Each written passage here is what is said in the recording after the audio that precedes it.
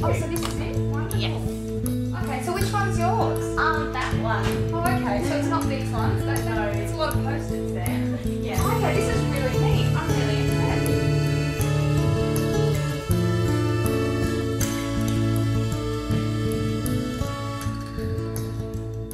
So is it always this neat? Sometimes. Sometimes, okay, wonderful. So I noticed that you've received your study file already, which is really good, and you put it together, which is fantastic. It looks wonderful. And you haven't yet put both of them together. No, I haven't had time. Okay, but we can do that together. And you've got your labels on there, which is fantastic. And you've got me first, which is even better. And you've also got your starter pack with all your first 3 weeks work for each subject. And you've got all the goodies that come with the study file. Well, we'll talk about them later and how to set it up. That's really good.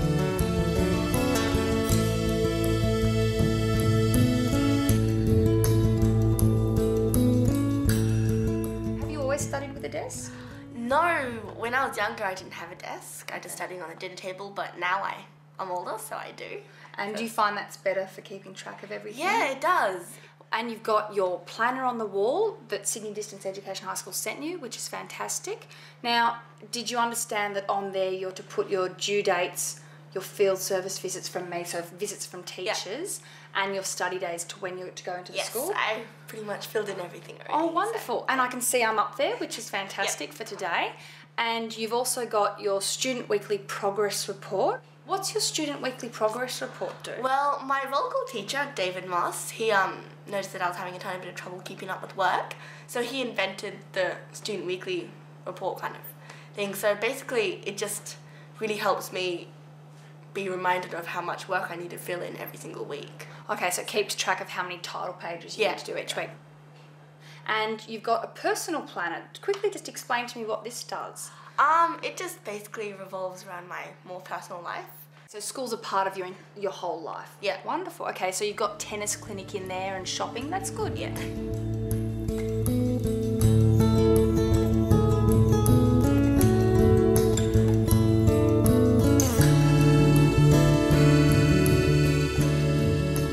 You've got one tray for each of your subjects. So your core subjects plus 2 to 3 electives. You've stuck on your labels with the subject name and the teacher contact details. You've got me filled in as your English teacher. That's really good. And as you get to know your other subject teachers, you can put in their details. So I'll just show you how to do it with your starter pack as an example. So remove the cover sheet. So we've got English. So you put the first week for English in English, first week for maths in maths, and first week in science for science, and then you do the rest for all the subjects. And so you've now, let's say you've finished English, and you've finished science, and you've finished maths, and you're going to send them back. You've been given envelopes in your starter pack to do that, so you send them back completed. Now, to keep track of that, in the guide for students and supervisors, which you received in your starter pack, there's a thing at the back which is a yellow piece of paper called a student's record of completed work. I recommend you remove this from there and you stick it on top. And as you tick each week that's completed for your subjects, you then have a record of what you've sent in. These were provided to you by Sydney Distance Ed, but there are other options in case this doesn't work for you. And these are things that you can purchase from any local superstore.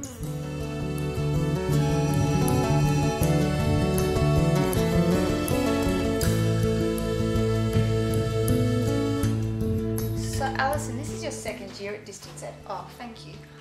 Where did you store your marked work from your teachers from last year? Well, I read the comments and then I filed it in a system that I developed last year. So. Okay, wonderful. Yeah, because you wouldn't put it back in the study file guide because that's your work to be done. So can you show me this system? Yeah, sure. Oh, brilliant. Wonderful.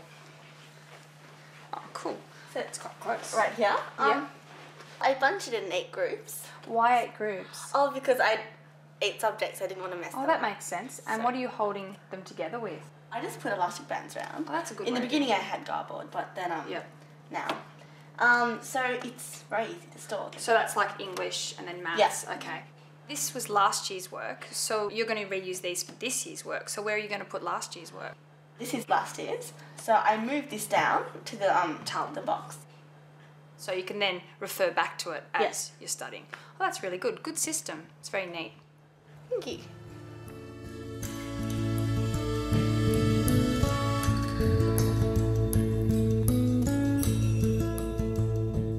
believe that every student can achieve given the right resources, and that Distance Ed was one of the main resources. I also would like to attribute my success to the fact that Border Studies allows these students to be taught flexibly as long as they are achieving their Border Study outcomes, and you can help them along, don't feel bad about that, because they will become independent later. If you do feel that it's not your thing, supervisors, to be teaching your son or daughter, you can always book a teaching one-on-one teaching session with the teachers at Distance Ed. They need to come in for that, or they can have the teaching over the phone. Even though Andrew didn't like to have structure, I still, as his supervisor, had to have some structure.